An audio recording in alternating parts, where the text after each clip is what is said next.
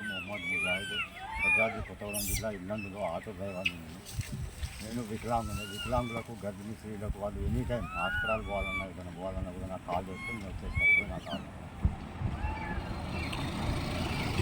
మీకు ఇలా చేయాలని ఎందుకు అనిపించింది? నేను ఒక వికలాంగుని, నాకు ఎవరు సహాయం చేయలేదు. అందుకే నేను వికలాంగులకు సహాయం చేయాలని.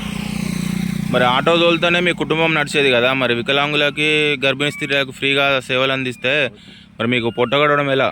వచ్చేదాంట్లోనే నాకు తిప్పిదండి. అంత అరకిలో బియ్యం వచ్చినా చాలా నాకు వచ్చింది. అంటే మిమ్మల్ని చూసి ఇంకొకళ్ళు ఇలా ఇన్స్పైర్ అవ్వాలనా ఎట్లా? ఈ ఊళ్ళో నేనున్న ఖమ్మంలో ఒకళ్ళు, కొత్తగూడెంలో ఒకళ్ళు, వేరే వేరే ఊళ్ళలో వేరు వేరు చేస్తే కొంచెం ప్రజలకు సేవ అవుతుంది అని చేస్తాను.